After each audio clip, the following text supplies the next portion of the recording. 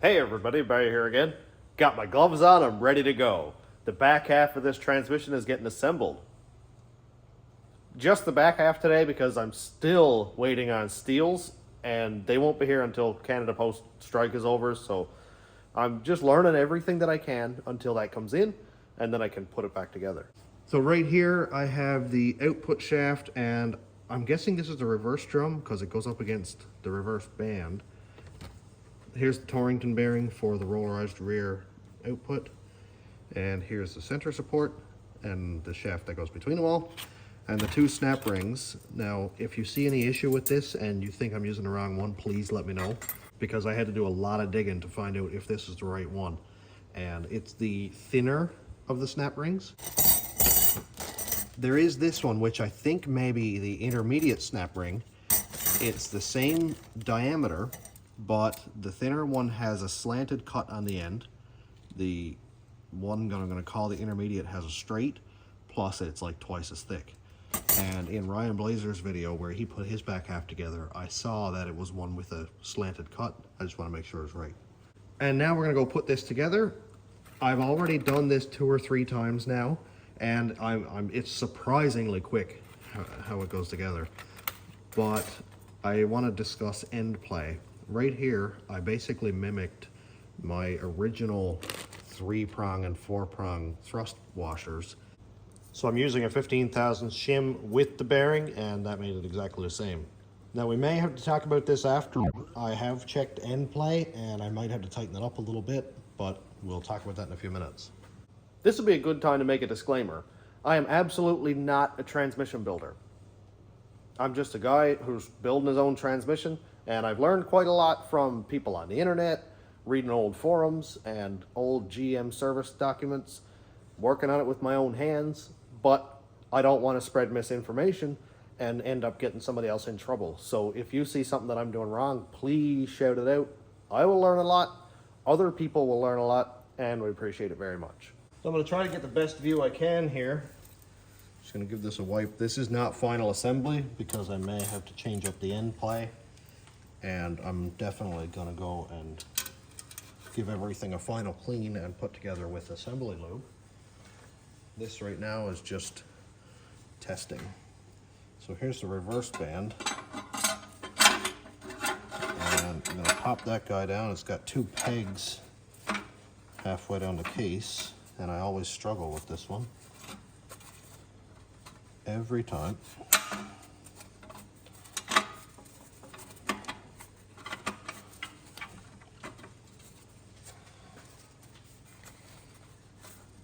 Every time. It's a struggle.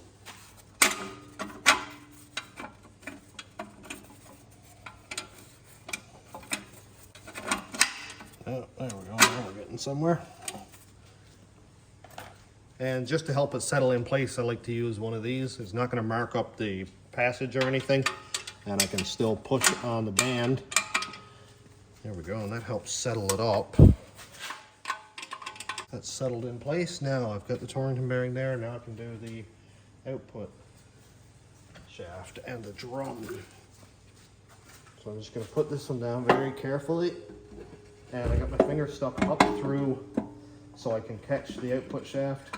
I'm just going to let that settle into the bushing and on the bearing. And there we go. So I already have the little Torrington bearing down there on the planetary, and here's the thrust washer. Now this shaft here, I don't know what this one is called, but it's got a single spline here and 2 sets of splines up there, and this end goes down into the planetary. And just because Ryan Blazer mentioned it in a video, I don't know if it matters at all, but this is an oil passage, and there are 4, I'll say, master splines into the middle planetary gear, and I'm going to try to line this up with one of those open splines. Again, I have no idea if it matters. I've never seen it in a service manual or anything, but I mean, it makes sense in my head, so why not? All right, there's that. Now we are down that far. I have a little baby snap ring here. Again, if this is the wrong one, please let me know, and I will fix it. So that one goes down, from what I can tell, right at the very bottommost groove, because I know it's impossible to see here, but there's a set of grooves right at the top of these tabs, and then there's a groove right down here at the bottom of the tabs. I tried that. The center support does not click down far enough, so I had to go below the second groove and kind of into land at the bottom. It's impossible to see, I'm sorry. Next, we have the center support, and I gotta make sure that this hole lines up with the holes down in the transmission, and we'll look at that in a second after I get it lined up. So I'm gonna try to put that one down as straight as possible. Okay, now gotta turn it just a bit like that, and now I'll just wiggle the shaft. There we go. Now it's locked right in, and we can see right here, this is the center support hole, and there's 3 holes. I have this one blocked off for the dual feed mod, but that doesn't matter. The threaded hole needs to line up with this center one here, and it does.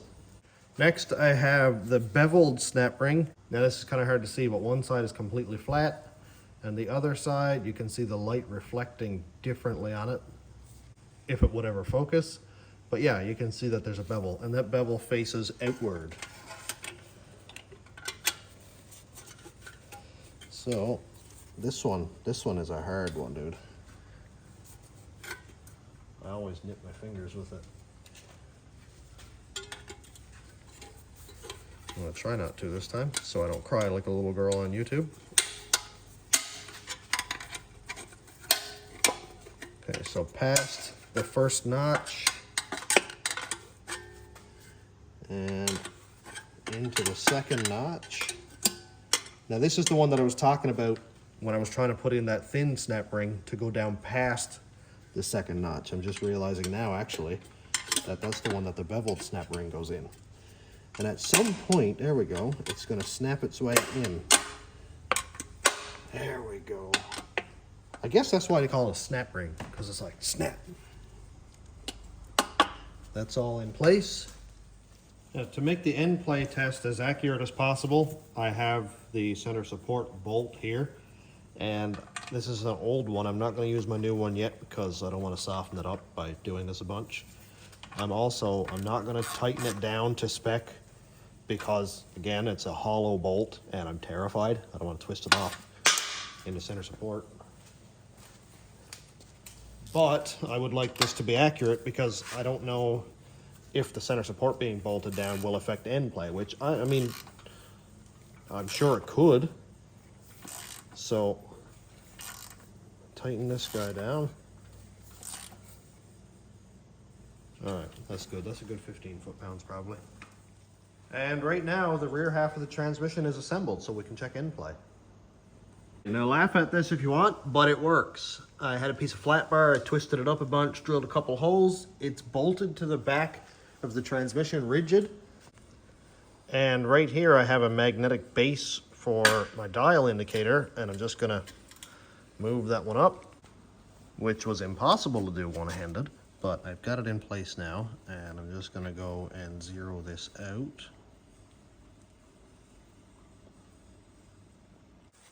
All right, we can all see the gauge. Actually, I'm just gonna turn that a little bit.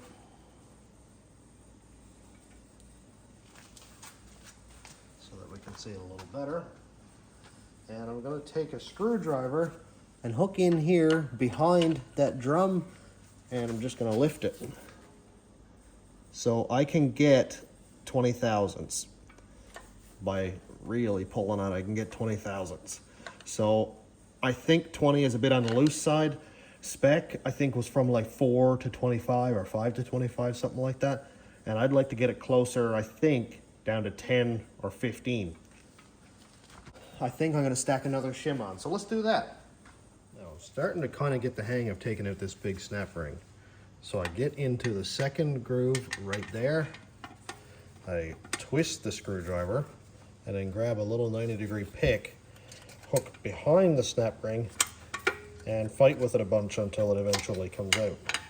Oh, I got it that time. Actually, look at that. Wow. So I hold the pick in under it so I can keep it lifted up and just work my way around, unlocking the snap ring until I can get my hand in there and give it a twist. Ow, nip my fingers. That's going to happen a lot, but hey, out it comes. Now, oh, the center support that I haven't unbolted yet. One sec. Yeah, I went ahead and took out that bolt. Out comes the center support. There is another port right here that you got to worry about when you put the transmission back together. That is for the rear oil cooler fitting. If you don't put that one in, you don't have any oil going into the transmission. So that's never good. And now the output shaft itself can come out. This gets heavier every time.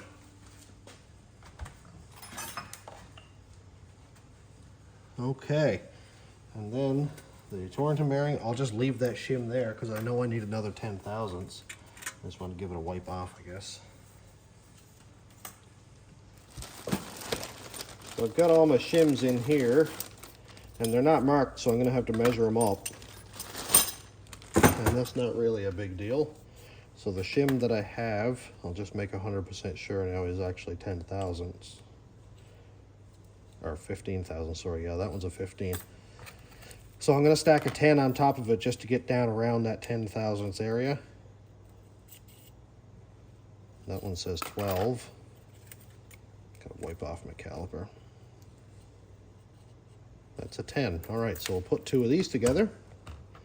The Sonax kit comes with two 10s and two 15s, which is nice. It's very nice. I like it a lot. And just to make sure I have everything absolutely correct, I'm going to go ahead and take this apart again. So I have this thrust bearing with two notches on either side. And here is that planetary. I'm just going to let this settle down for a second. And here is a Torrington bearing with three pieces. Set you down.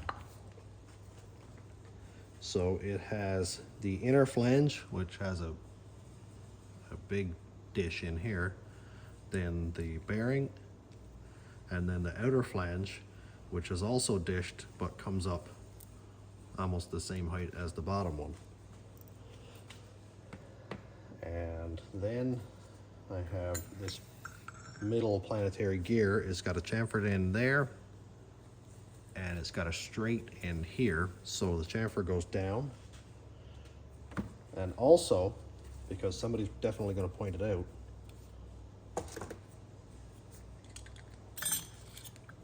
I'm not using the plastic thrust washer down here. I know that one is supposed to go there. This one came from behind, but due to a bunch of suggestions, and I double checked the thickness is the same, they said to take the metal thrust washer from behind that I'm not using because I went rollerized, take that one and put ahead of the planetary section, or whatever you want to call it. And that'll make it, I guess, tougher, less wear. It's not plastic. And it made sense, so I did it. So I'm just going to take some assembly grease and put on here now, or assembly lube or whatever.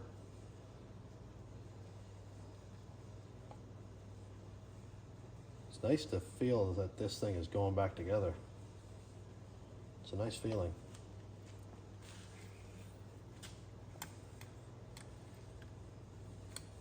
And I'm just taking my time and not rushing anything, learning as I go, that kind of thing. Just gonna take some and put on these gears and these teeth. Whether it matters or not, I don't know, but all of this is gonna be floating in oil.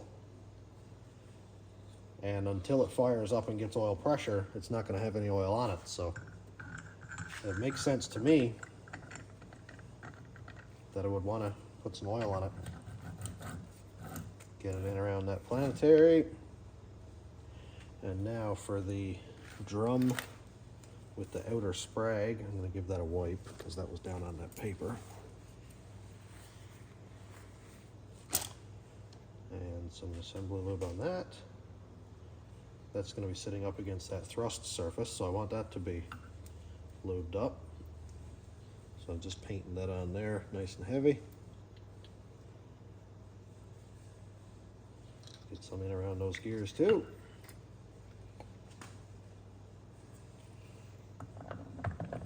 Nope, actually. Just gonna lay that right down there for a second. Oh boy, the sprag is falling out. Nope, nope, nope, don't do that. Don't do that. I don't want to lose any of those little bearings or the little springs, because I did have one of those fly apart on me before. That was not a lot of fun. What am I doing? This guy. All right. So here's that bearing that sits on top of the planetary gear. Just going to put some lube on that one. And I'll work it in around the bearings. This stuff is sticky. I wouldn't suggest doing this without gloves, I mean. So I'm gonna have to stand this one up to put it on. Please don't fall over. This one goes downward that way.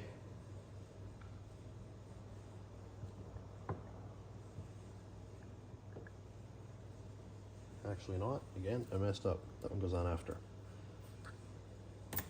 A little bit of trial and error. A little bit of doing and redoing. Just don't get rushy and don't use a hammer. Okay,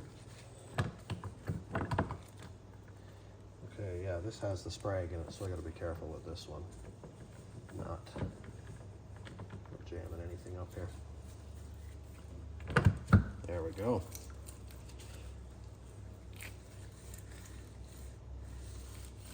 Sweet. And now this bearing can go on. I'm assuming this is the right bearing. I had it in the bag with it. I double checked and I think it's correct, but again, any issues, please let me know. Okay. Now I'm going to take some assembly grease and put on this. I can't get it in where the bearings are, but I'm going to try to kind of pack it in there like you do with a trailer bearing,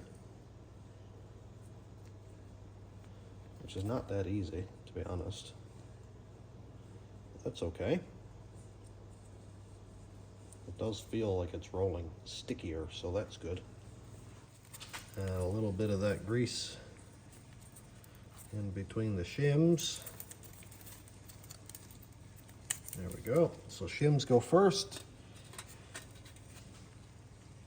and then the bearing with the center flange facing outward. That one goes down. The reverse band is still in, and I just took my hands and spread a little bit of that assembly lube on the outside of the drum. There we go. Go in there nice and straight. Actually, I need to take this back out again, because I didn't put any lube on this rear bushing. That must have looked super weird from the top side. Alright, there it's on the bushing. And then the input shaft.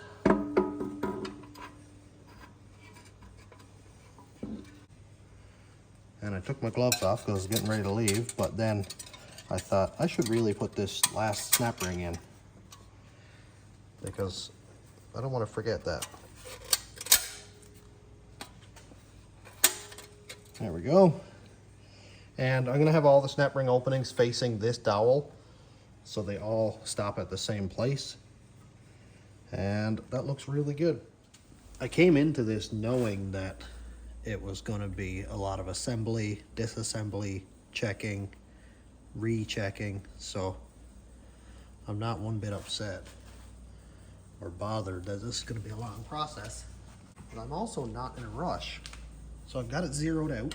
Let's just see what it does. So I'm right on 0, and the needle is going the wrong way. My thing is in the way. Okay, we're on 0 again. Let's try it again. So that is 15 thousandths. Yep, that's pretty much dead on 15. So I'm going to go and put that 10,000 shim in also.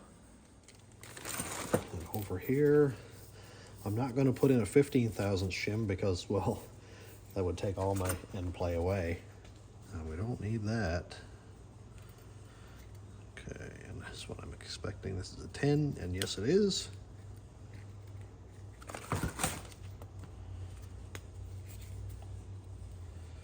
A little bit of goo on that one. Just enough to make my hands really slippery. Because that's always recommended when you're lifting 30 pounds of iron by a smooth shaft. All right, so I have a 10, a 10, and a 15. So I actually have 25 thousandths. Oh my gosh, no, 35 thousandths. Wow. Okay. That's how much I have, and well, I'm not ran out of bushing. The bushing is just a shade lower than the roller now, so that's good. That's still going to be centered. It's just a shade lower than the top surface of the roller, I should say, so it's still centered fine. And now we'll do this again.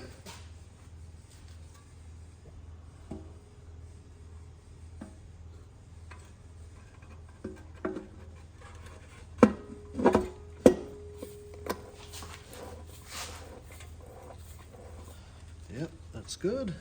This really is just so exciting, isn't it? I know this is probably like super boring to some people, but I don't know, maybe it's just because it's the first time I'm doing it or whatever, but man, I'm really enjoying this. Alrighty, so let's get that back down to 0. Make sure, yep, I've got lots of throw. That is zeroed out there. Try this again. Ooh, I think we're too tight now. Yeah, I've got like 2 thousandths. That's not ideal. But hey, at least now I know I can take out the 2 10s, which would make 20 thousandths, and put a single 15 back, which should loosen it up by 5 thousandths, and then I'll get up around 7, which, yeah, I like the sound of that. Let's do it again. We've done this process in real time several times now, so I am going to go and replace the 2 10s with a 15, and we'll check our end play again in a second. All back together, and this should theoretically be the last time that I have to do this. If all goes well. That's zeroed. Let's see. Oh yeah, we're at like 8 thousandths. Nice. Oh, I'm perfectly happy with that. It's at 1 and it's going to either 8 or 9, so it's either 7 or 8 thousandths. Look at that, man.